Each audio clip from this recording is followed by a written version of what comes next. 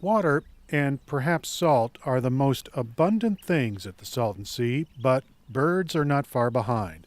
More than 400 different bird species have been recorded here, and estimates put the daily bird population around the sea at more than 100,000.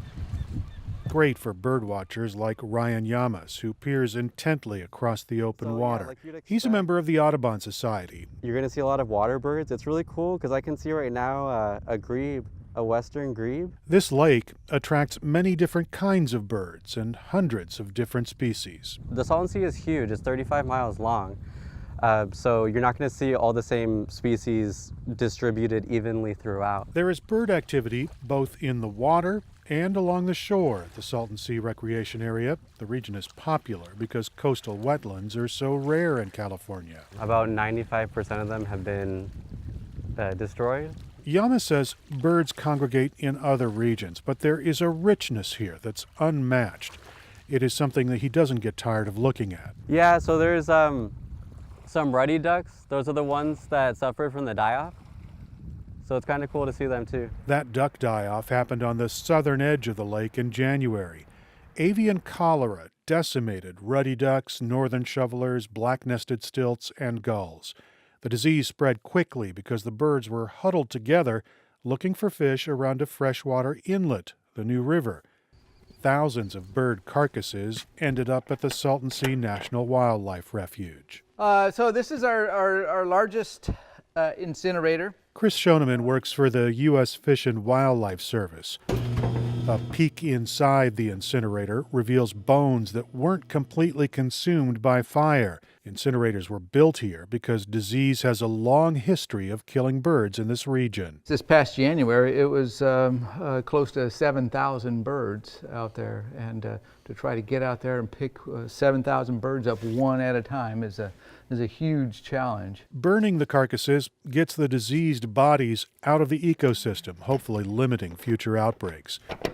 But the fact that there are two incinerators here also says something about the changing ecosystem in the Salton Sea. As the sea changes, though, it gets saltier. It is affecting the animals that live in the sea. Most dramatically, lately we've seen a shift in the fish populations. Freshwater fish like tilapia are disappearing as the salt builds up in the water.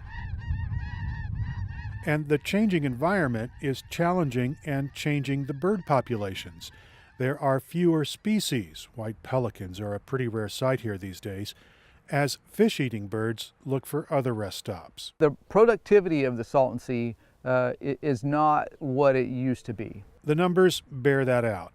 The estimated daily population of birds at the sea hovers around 100,000, half to a third of the numbers that used to be here as recently as a decade or so ago. But those who come to see the birds are still rewarded.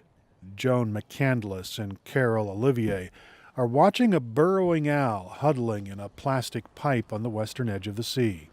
Isn't he adorable? Oh, look, he's really moving around. The small ground nesting birds' populations are falling elsewhere, but there are about 4,000 breeding pairs around the sea. McCandless says the region rewards persistent birders. The closer you look, therefore binoculars, the more beautiful they are.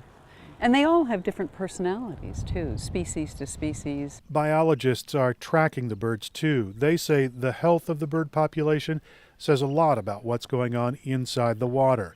A smaller, saltier sea will serve fewer bird species, but the disappearance of fish-eating birds may make room for more birds that eat bugs and worms along the muddy shore. Erik Anderson, KPBS News.